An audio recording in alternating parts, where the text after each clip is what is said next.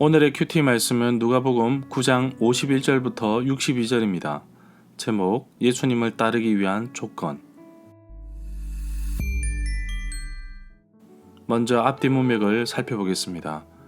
예수님께서 베드로와 야고보와 요한을 데리고 기도하러 산에 올라가셨는데 예수님께서 기도하시는 동안 얼굴 모습이 변하고 옷이 하얗게 빛이 났습니다. 모세와 엘리야와 더불어 예루살렘에서 예수님의 죽으심에 대해서 이야기를 나누었습니다. 다음 날 산에서 내려오셨는데 한 아버지가 자기 아들을 데리고 와서 고쳐 달라는 것입니다.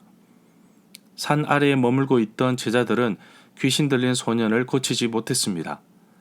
예수님은 제자들에게 믿음이 없고 삐뚤어진 세대라고 말씀하시면서 아이의 병을 고치시고 또 자신의 순환에 대해서 말씀하셨습니다.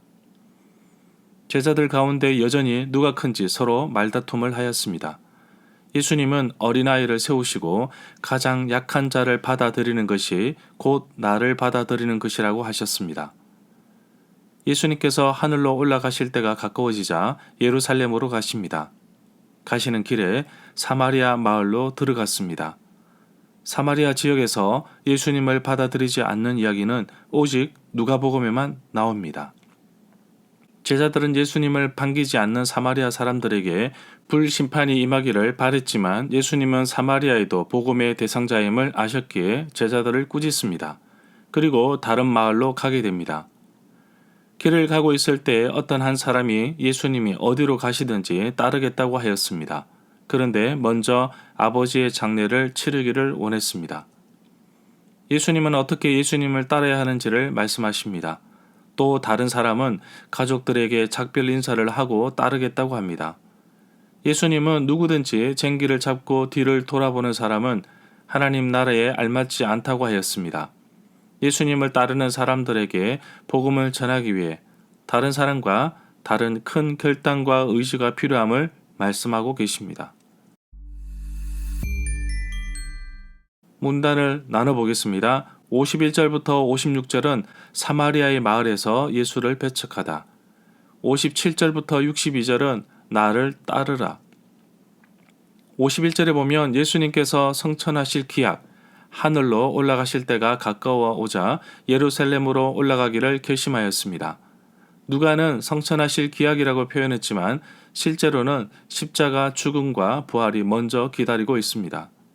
예수님의 적대자들로부터 고난을 먼저 받으셔야 하는 그 길, 그때가 시작되었음을 누가는 말하고 있습니다. 특별히 누가는 예수님께서 예루살렘을 향하는 범위를 9장 51절부터 19장 27절까지 폭넓게 사용하고 있습니다. 52절에 보면 예수님께서 사람들을 미리 보내시는데 이는 가서 예수님을 위해 준비하려고 사마리아의 한 마을로 보내신 것입니다. 예수님께서 예루살렘으로 가는 길이기 때문에 사마리아에서 잠시 머물 수 있도록 준비하는 것이 아닌가 봅니다. 53절에 보면 사마리아 마을의 사람들은 예수님이 예루살렘으로 가시는 것을 반기지 않았습니다. 받아들이지 않았습니다. 예수님 당시 성전은 예루살렘에 있었고 사마리아 여인과의 대화에서도 알 수 있듯이 사마리아 사람들은 예루살렘 성전을 참된 예배의 장소로 인정하지 않았으며 또한 유대인들도 사마리아 사람들을 좋지 못한 시각으로 보고 있었기 때문이라고 봅니다.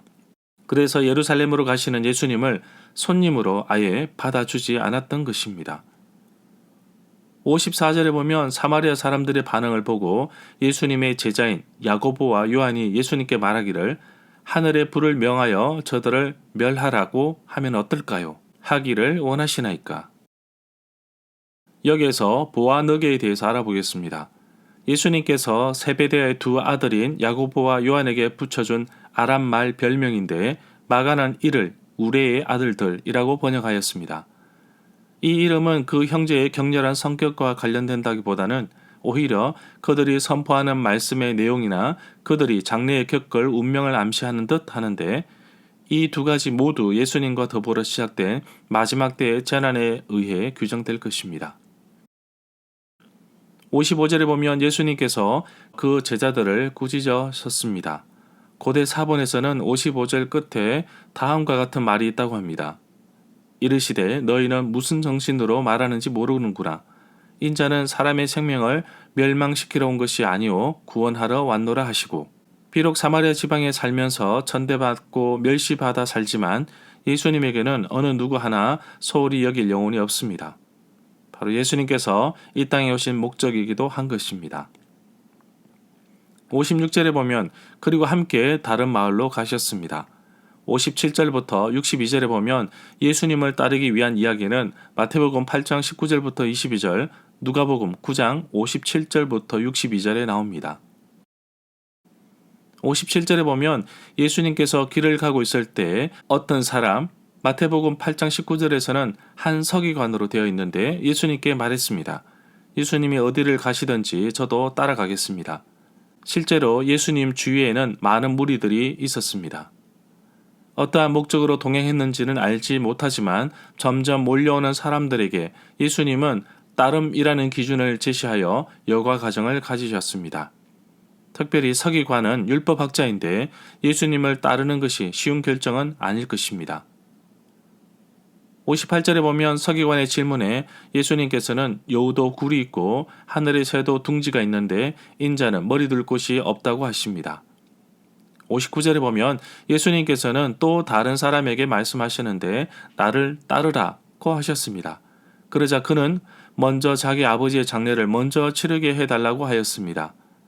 장사하게 라는 말은 내 아버지가 돌아가실 때까지 그를 돌보게 라는 뜻을 함축할 수 있다고 해석하기도 합니다.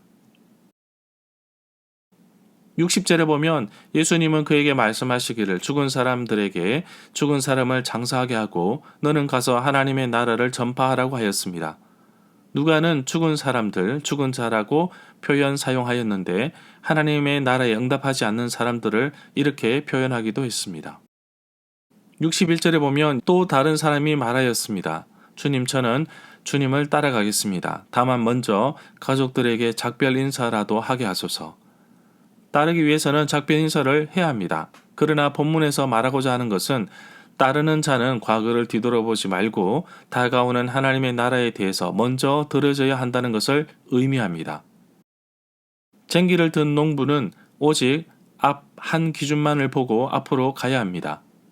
62절에 보면 예수님께서는 그에게 손에 쟁기를 잡고 뒤를 돌아보는 사람은 하나님의 나라에 합당하지 알맞지 않다는 사람이라고 하셨습니다. 두 구절 61절부터 62절에 보면 마태복음에서는 나오지 않고 오직 누가복음에만 나옵니다. 이 장면은 엘리야의 부름을 받았던 엘리사가 했던 말과 유사하다고 볼 수 있습니다. 열왕기상 19장 20절에 나옵니다. 그러나 열왕기상에서는 작별 인사가 아마도 허용되는 반면 누가복음에서는 거절됩니다. 작별 인사를 하고자 하는 소원 속에는 벌써 과거의 것을 되돌아보려는 욕구가 있어 보입니다. 다가오는 하나님 나라와 그 나라의 선포를 위하여 투신한 사람에게는 작별 인사는 허락되지 않습니다. 그 비유는 그것을 분명하게 합니다. 쟁기를 잡은 농부는 앞을 내다볼 때에만 비로소 고랑을 만들 수 있기 때문입니다.